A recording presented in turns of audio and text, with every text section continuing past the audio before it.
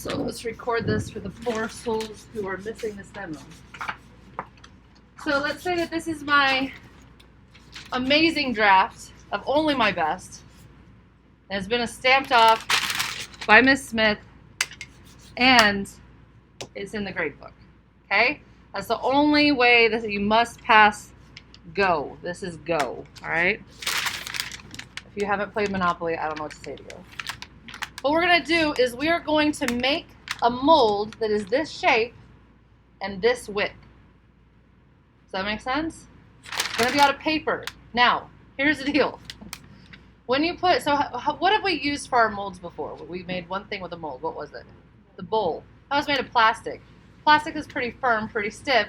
It's not going to slump under the weight of whatever you're going to build on top of this. Okay? And even though I haven't demoed it for you yet, but I kind of alluded to it when we were talking about building, we're going to build everything that you have solid out of pure clay. It's not going to go on hollow unless that's easy for you to do. But what we're going to do is we're eventually going to flip these over and hollow them out. Does that make sense? So you don't have to worry about building them hollow. We will do that later. But what that means is that when your pieces aren't hollow, it's going to be very heavy and it's going to want to slump your mold. Okay? There's another issue. Is that if your mold is too hard, then as your clay starts shrinking, what's the clay going to do? If your mold can't flex with it and shrink with it a little bit, what's going to happen to your piece? It's going to crack. Okay, so you want to make your mold both firm so that it's not going to slump, but also with a little bit of give. Okay, so an example of what not to do is to crumple it so stinking balled up tight that you're going to need so much paper it's like hard as a rock. That has no give. Okay? Another example of what you're not going to do is do it so lightly that it basically turns back into flat matter. If I put heavy clay on this, it would flatten. We want something in between. Okay? So this is how I like to do it. I like to start with a long piece-ish. And I like to kind of make a rope out of it. And you can actually set yourself up with some ropes ready to go. And it looks like I might need more paper. That's fine. This is going to be so annoying for the kids that watch this video that weren't here. All this crinkling on the camera. Oh well. Alright. So I've got some ropes ready to go. And what I'm going to do is I'm going to start right here. And I'm not worried about the side view yet. I just want to get the general basic shape correct. Okay? I'm going to start in the widest area, which I think is about right here. And I'm going to start crinkling the paper kind of firmly, but I can still smush it if I forced it. Okay? So it's a little bit in between too hard and too soft. And it's like a cinnamon roll. I'm going to spin it and spin it and spin it until I get that largest part. Now, if you're like OCD in your temperament and you need everything to be perfect, where did my tape go? Oh, there it is. If you need everything to be perfect, because as soon as I release this, it's going to undo. If your mind is too fragile, you cannot take that. Then you can take a piece of tape. I would make it long and just smash it down. Okay? And I would not make it touch the whole way. That'll just keep it in its place, because when we get the next piece, what I have found is if you don't kind of connect these pieces, they want to release at some point. So I'm just going to, now that I'm ready, too much, wrap this around that, use the rest of that to tape it down. Oh no. Whatever, it's fine. It doesn't have to look good. Now, if it gets too big, you can kind of shove it in, but at this point, I've got the width, and so I'm just going to use the rest of this for the chin. Okay? It's very loose right now, and so I'm going to liberally use some of this tape. And if you are kind of like this, who's this stressing out? Who are you? You know who you are. If it's stressing you out that all your hard work is unraveling momentarily, then you can also kind of go ahead and get a big piece of tape and go ahead and have some swatches ready to go within your hand's distance. Okay? That's too long. It's crumbling in on itself. Don't waste that tape. You can still use it. If you're really having a problem, you can, I don't know if you guys can see that. You can't see that. whatever. I'm going to go ahead and stick it down to the table so it doesn't fold in on itself. All right, so I'm just going to go ahead, shove a big piece from the bottom all the way around that end to the top. And I'm noticing the other parts are unfurling. That's okay. I've got this tape. Now, what did we learn with the bowls with tape and clay? How does the clay want to react to the tape? Yeah. It wants to stick to it. That's okay. Okay. Because we're going to do something later to make it so that there's no way that it can stick to it. So clearly, I think I unrolled it twice on the last one. I probably need at least half as much as what I took. That worked really well.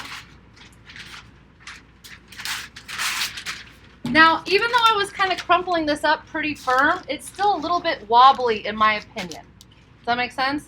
So I'm going to go ahead and start like, it's not like rocket scientists.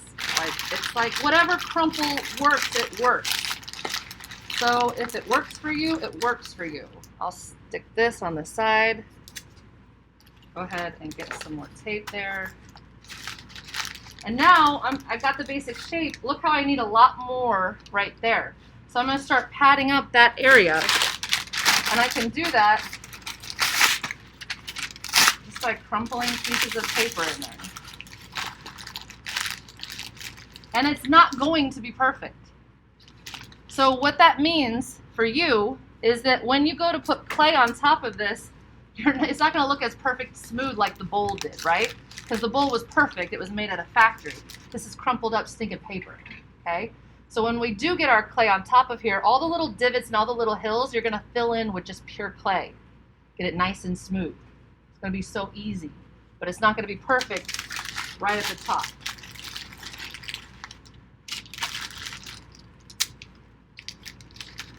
Okay, so let's say for the sake of our lives and our time force here that I have made this perfect, which I have not. But let's say that I did. Because the clay is going to want to stick to all this tape that I'm using, I'm going to want to hide the tape from the clay. And the clay is going to go on top, okay? So what I'm going to do now, I've got the general shape, so I'm going to wrap it like a Christmas gift.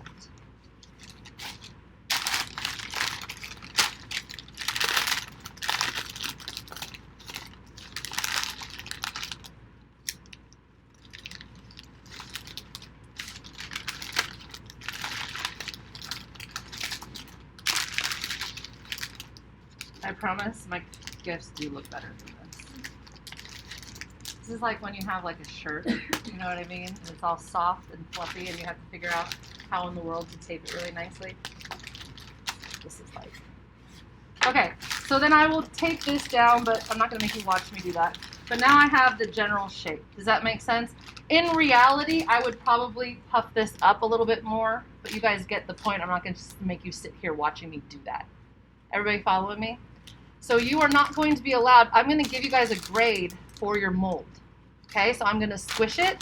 It needs to feel, it sounds like it's thick in there, but if you want to come and squish it, it's actually pretty firm inside of there.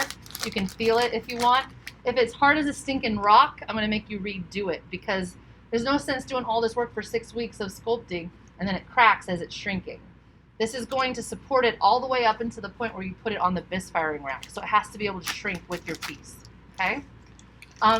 You'll get a grade for this, and then after you show me your mold, you have to bring over your draft with it, and I'm going to compare the front and side. This is a life skill. This is like spatial reasoning, okay? This is you being able to look at your draft and make the same shape out of paper, all right? So I'm going to cross-check and make sure everything's looking good. Who's got a question for me? How many of you feel like you are emotionally prepared to make a mold? All right, that's good. So what we're going to do here today is the first thing on our list of things to do is to get your draft done. It is now too late for any of you, unless you're out with COVID or something, you have a doctor's note. It's too late. Did I spell it wrong? I feel like daft. Do you guys know what the word daft means? Yes. Stupid! Okay. That's funny. Sometimes the universe speaks to you. These little moments. All right, so you're going to get your draft done first. Your brainstorm is too late. It's too late. Your time management skills suck. Suffer the consequences, okay? Get your draft done today, and then you're going to make your mold. If you finish your mold today, number 3, you're going to glaze. How many of you still have your bowl to glaze, or you're not quite done with that? I'm thinking most of you still have a little bit of that to do. Who's got a question? But seriously, with I was trying to be funny. I don't usually tell students they suck. But if you were out and you were gone, let me know, and I'll take that grade for the thumbnails. So we'll make that 0.